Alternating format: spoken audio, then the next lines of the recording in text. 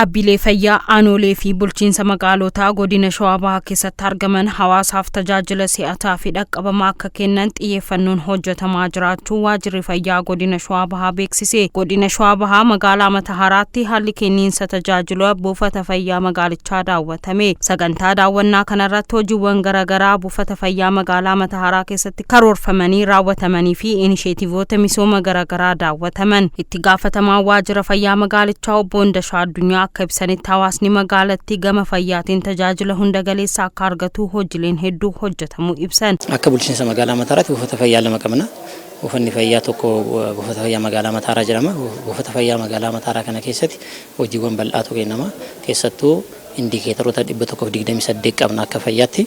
Indikeetoroota 128 qabnu keessaa indikeetoroota sadarkaa magaalaatti hojjetaman keessattuu inisheetiivii haaraa mootummaan baasee nuuf kenne sanarratti dhaabbanneet faamilii heelzi tiimii bal'inaan hojjenna jechuudha. Bal'inaan hojjenna kabiraa hojiiwwan inisheetiivii HIV/AIDS kana wal qabatu hojiiwwan bal'aa isaa hojjechaa jirra jechuudha. Itti gaafatamaan itti aanaa waajjira fayyaa godina Shawaa Bahaa obbo Dassaaleen Gammachuu kaayyoon daawwannichaa haala tajaajila hawaasa fayyaa qabeessa uumuu keessatti muuxannoo waliin qooduu fi hojiin gara fuulduraa cimee akka itti fufuu wantoota hanqatan guutuu akka ta'e dubbatan.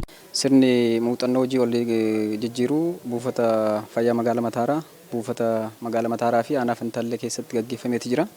Akkuma dabalataan itti kaastes geebni aanaa kanaaf kennameeti jira. Kaayyoon isaa waa lama. Ka tokkoffaan namni inni tokko isa tokkorraa maal barata. Bara kan akka waajjira fayyaatti hojiilee gurguddaa hojjechaa turree jirra. Keessaa hojii kenna tajaajila, hojii riifoormii dhaabbilee fayyaa, hojiilee baay'ee fi inisheetiiviiwwan adda addaa akka biiroo fayyaatti gadi bu'ee fudhannee dhaabbilee fayyaa keenya keessatti baay'ee hojjennee jirra. Keessaa buufanni fayyaa Mataharaa kan amma ilaalaa turre kun dhaabbilee fayyaa kan buufata fayyaa hojii isaadhaan gara fuulduraatti dhufe jedhamee warra sadarkaa duraatti akka godinaatti ilaallu keessaa tokko. So naannoo kanatti immoo dhaabbileen fayyaa Harmtu magaalaa kana keessa jiru kabiraa hin jira. Aanaaleen naannoo kana jiru. Isaan buufata kanarraa maal baratudha.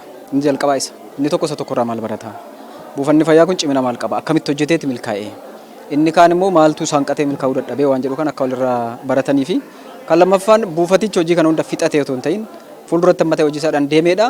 Kana caalaa fuulduratti bahuudhaaf gidduu gala muuxannoo ta'uudhaaf buufatichas gara fuulduratti guddisuudhaaf maaltu immoo isaan qataa kan jedhu immoo deeggarsa ogummaadhaan koomentii yookaan yaada ogummaadhaan deeggarame kennuudha jechaadha. Itti gaafatamaa waajjira paartii badhaadhinaa magaalattii obbo Gazzuu Shatuu gama isaaniitiin hawaasa fayyaa qabeessa akka jiraatu deeggarsi barbaachisuu ni godhamaa jedhan. Jalqabumarraa jalqabamee haalli buufata kanatti deeggaraa turre keessattuu akka koree qindeessituutti jalqabarraa bu'uura kana karoora godhannee kana keessa koree qindeessituu buufata akka qabatu taasisneerra.